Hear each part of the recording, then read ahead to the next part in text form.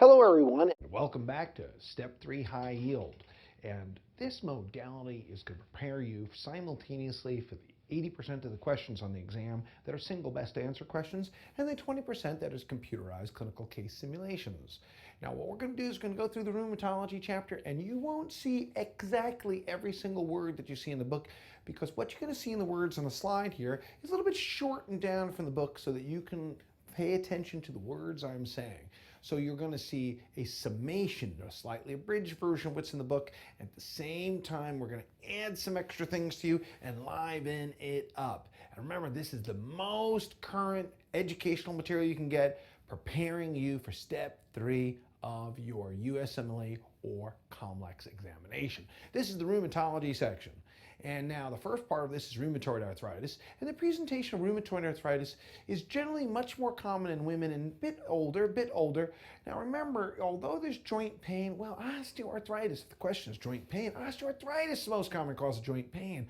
And the stiffness, though, the biggest difference is osteoarthritis gets worse. The more you use it, the worse it gets. The more you use it, the worse it gets. But rheumatoid arthritis is different. You wake up stiff in the morning, and you get looser as you go on through the day. Because when you go to sleep overnight, it's like, oil can. But in the morning, it's like, and it does go on for an hour in the morning. It has to be multiple joints, and it goes on for a while, and it's more chronic. Now, here's a good question. How do you tell the difference between this and parvovirus B19? Parvovirus B19 feels very much the same, except parvovirus B19 is short-lived, just a few days.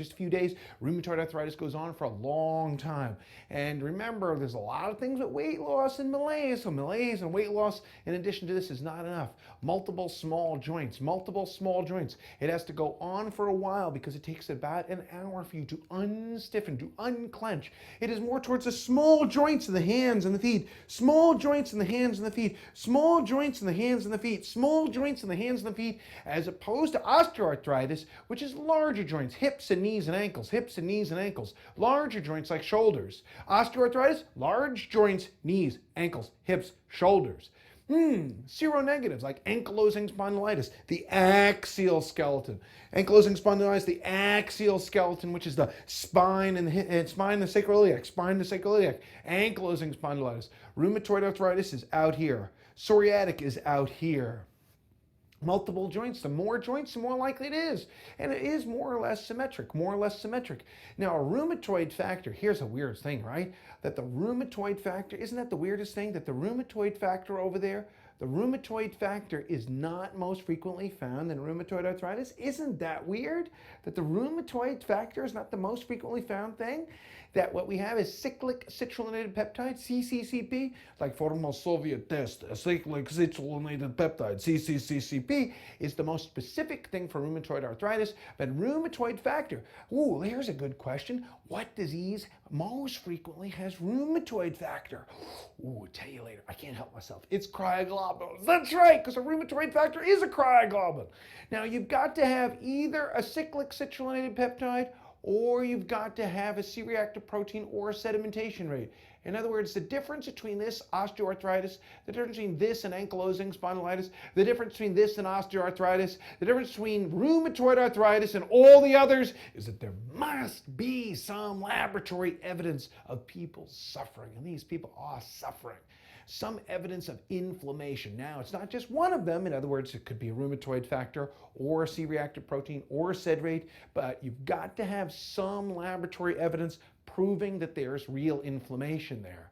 So rheumatoid nodules, recently in the new definition of rheumatoid arthritis, the rheumatoid nodules were made something that is the most frequent extra-articular manifestation. Which of these is the most frequent? Is it pericardium? Is it lung? Is it skin? Skin is the most frequent of the extra joint manifestations, but not necessary for the diagnosis. It's the most frequent, but not essential. Not essential to have rheumatoid nodules. Not essential. Same thing with X-ray abnormalities. Now, this is an extremely important feature. They're not necessary anymore. In other words, if you have joint erosions, if you have pannus formation, it tells you do likely have it, but the definition was changed. I can't explain to you how important this is, because For many years, drug companies and insurers would say, you don't have joint abnormalities, we're not going to approve payment for your drug to prevent you from having this crippling disease. And people would say, but wait a second, I need that drug to prevent the crippling disease. And they go, yeah, but you don't have an abnormal x-ray. Yeah, but I need the drug to prevent the abnormal x-ray. And they'd be like, yeah, but you don't have the abnormal x-ray, do you? So you don't have rheumatoid arthritis, so we're not paying for the drug.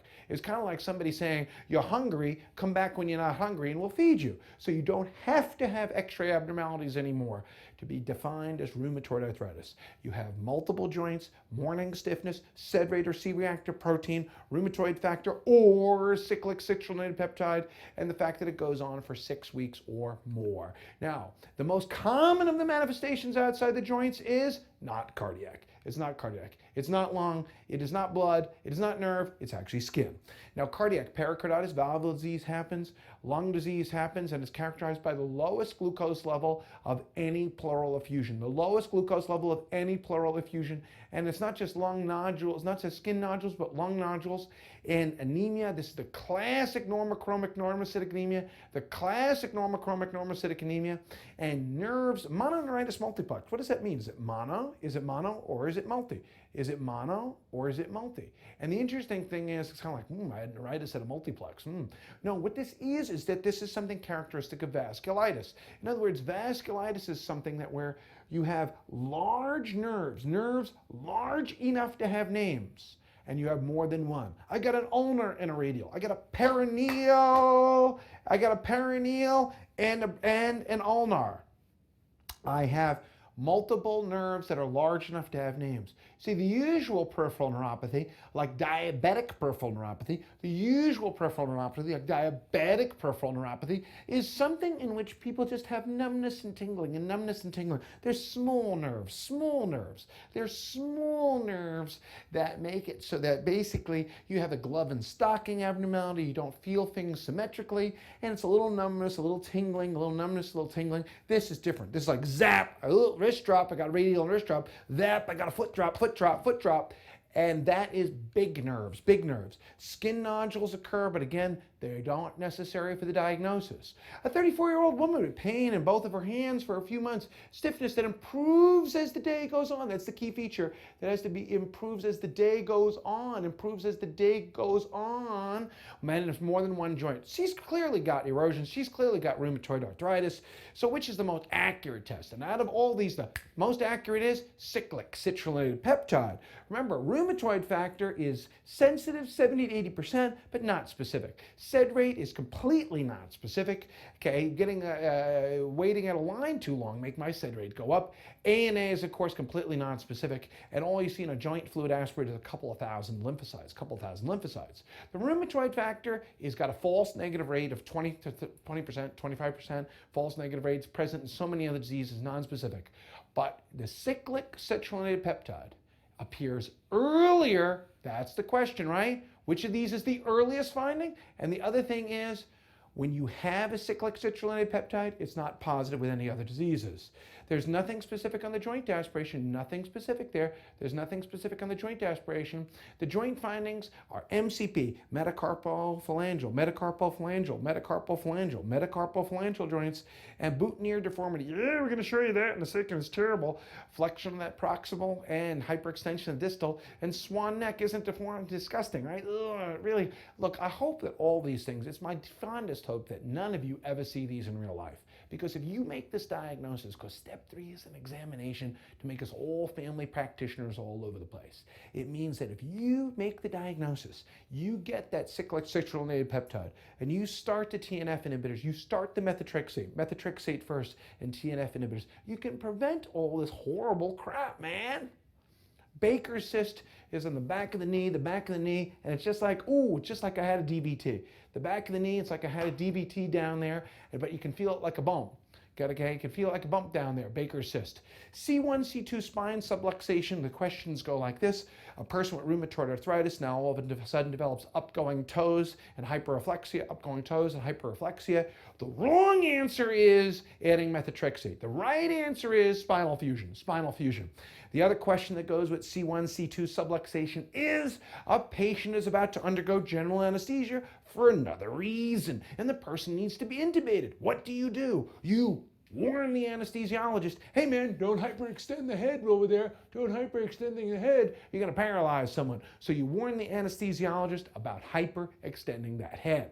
Now, this is our, oh my God, I have boutonniere deformity, and the Baker's cyst down there, hurts me. I hope these become prevented. You can't quite prevent the Baker's cyst, but you can prevent all this boutonniere deformity stuff. Now, Felty syndrome, man, people love that. Felty syndrome is simply a matter of definition. It's rheumatoid arthritis, splenomegaly, neutropenia. It's a triad, it's a definition, you gotta know it. People ask. Felty syndrome, just those three things. That's it, it's a fact biopsy. Kaplan syndrome is when it has pneumoconiosis and rheumatoid arthritis. Kaplan syndrome with a C, not a K. Kaplan syndrome is with a C, not a K, with nodules. Now the treatment, the first thing is this, non-steroidal, so pain and DMARDs, disease-modifying drugs. As soon as you've made the diagnosis, modify the disease. Nobody's supposed to get those horrible abnormalities anymore, so you make that diagnosis and you start the disease-modifying drugs right away. You do not wait to use them. Do not wait to use them. As soon as you make a diagnosis of rheumatoid arthritis, you start that disease-modifying drug because non-steroidals do not delay progression. Non-steroidals do not delay progression. The best initial disease-modifying drug, methotrexate. What's the most common adverse effect of that methotrexate is? Lung and liver and lung and liver and lung fibrosis and liver fibrosis and lung and liver and lung and liver and bone marrow fibrosis. Bone marrow fibrosis, which is pancytopenia. Now, even though the biologic agents like TNF inhibitors combined with methotrexate is superior, it's still not first. And the reason is 60% of patients will not need the TNF inhibitor. 60% of patients will not need the TNF inhibitor. 60% of patients will make it with just the methotrexate alone. 60% with just the methotrexate alone. So there's the question for you. A person has made the diagnosis of rheumatoid arthritis. They have the definition. They have multiple small joints. It's been going on for 6 weeks. It's symmetrical. It's a morning stiffy. And they have some laboratory evidence of inflammation. What is the next best step in the management of this patient? Generally, non-steroidal and methotrexate. The person comes back, but they continue to worsen. What is the next best step in the management of this patient? Add, not switch, a biological TNF inhibitor drug. Now, if you need the biological, what you do is you must do PPD testing to make sure you don't reactivate tuberculosis. However, if they are PPD positive, you can still give the drug even if they are PPD positive. You just start the INH for 4 or 6 weeks. You start the INH for 4 to 6 weeks, then you start these medications. Okay, you start the INH for 4 to 6 weeks. Personally, if it was a matter of having my hands deformed, I'd take the TB, but start the INH first. And you use it in combination if it fails. Now, hydroxychloroquine is another one of the drugs. It has basically 2 answers. One is, what do you do in a pregnant lady? Because it's safe in pregnancy. The other is the question, probably the single most frequently asked step 3 question would be, since they're not asking you when to use it precisely, the single most frequently asked question is, what's the toxicity? The most frequent toxicity of hydroxychloroquine is, in mild disease, you find retinal problems. The most common toxicity is retinal problems in eye exam. So the step 3 examination is like this. Hi, you're a general practitioner. Step 3 doesn't know whether you're going to be a board certified internist. Step 3 doesn't know whether you're going to be a gynecologist. Step 3 doesn't know whether you're going to be a psychiatrist. But you're a psychiatrist, you're a gynecologist, you're a family practitioner, and your patient who's on hydroxychloroquine from their rheumatologist starts saying to you that they got blurry vision and funny eye findings, and you're supposed to say, man, I don't know when to use that drug, but I should know that that's a sign of the toxicity of that drug. That's what your learning point is, that you know that there's retinopathy. That's your learning point, that you should know that there's retinopathy. Now, sulfasalazine is a drug that was big for what? Inflammatory bowel for a long time, but sulfasalazine is become passé because of its toxicity. Now it again has another question, which is, when do you use it in rheumatoid arthritis? Well, when they're pregnant, because hydroxychloroquine and sulfasalazine, both safe in pregnancy. They've been around for 50 years. The other thing is that toxicity. It's bone marrow suppressive and also can cause some sperm suppression. Now, the alternative disease-modifying drugs, you will never be asked when precisely to use them, One, because it's not known. Number two, that's not a step 3 goal. The step 3 goal is that you understand that rituximab exists for rheumatoid arthritis and that it can cause some infections. Now, the other answer for rituximab, when is it the answer? Step 3, let's work backwards from the answers. We work backwards from the answers because there's less of them. Rituximab is the answer for CHOP and rituximab for non-Hodgkin's lymphoma. It's also the answer for cryoglobulins. Ooh, is that cold agglutinins? Man, we're always getting those mixed up. Which one is it? Cryoglobulins or cold agglutinins? It's for cold agglutinin disease. Rituximab for cold agglutinin disease for CHOP and rituximab, and an alternative drug for ITP, the artist formerly known as idiopathic thrombocytopenic purpura, and now more accurately called immune thrombocytopenic purpura. Rituximab is the alternative for that. Lymphoma, cold agglutinin disease, and ITP. Yes. Anakinra, yes, which you see advertised on TV quite a lot.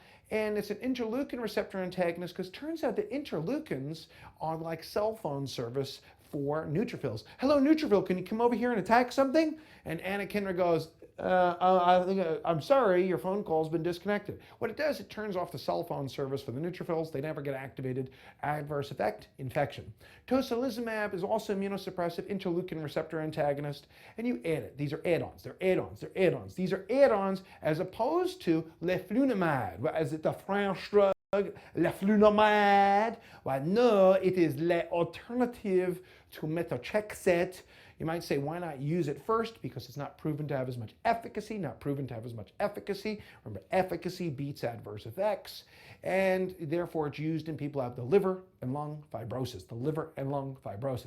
Abatacept. The abatacept inhibits T cells. Now, what we see in these is, look, let's selectively inhibit parts of the immune system. Methotrexate's rather nonspecific, inhibits a lot of it. Rituximab, just CD20 lymphocytes. And anakinra, just neutrophils. And tocilizumab, again, some neutrophils. And the other one is leflunomide as an alternative, and abatacept, the T cells. So here, let's see, rituximab is inhibiting some lymphocytes. Anakinra is the neutrophils, abatacept, T cells. Now, gold salts is, if it wasn't that you were taking a step 3 exam, I wouldn't even tell you, because it only exists to answer the question, which of these drugs causes nephrotic syndrome? It's basically a dead drug, it's archaeologic, but it can be asked as matching the toxicity to the drug. That's all, matching the toxicity. Now, steroids are not disease modifying. They're there for quick control, short term. They're a bridge to getting the disease modifiers to work, because disease modifiers can take a couple of weeks to work. And when you first describe a person with RA, that's like they come in and their joints are all red and they're totally immobile, and they can even have fevers and they feel acutely horrible. You use them for a few days or weeks till their DMARD works, until their methotrexate works, because the last thing in the world we need is the long-term use of a drug that damages bone. And that is the end of rheumatoid arthritis. There's so much that's happened in rheumatoid arthritis. I think it's just, mostly I understand how it is. It's like, I don't want to have to learn all these drugs, man. They got funny names and it's such a pain in the ass. But you know what? If you had rheumatoid arthritis, you wouldn't think that keeping your fingers straight and learning these drugs, you wouldn't think it was such a burden. You know what I mean? So if you'll just see the wonder of all this, you'll have a lot easier time, because the sense of wonder is the beginning of philosophy.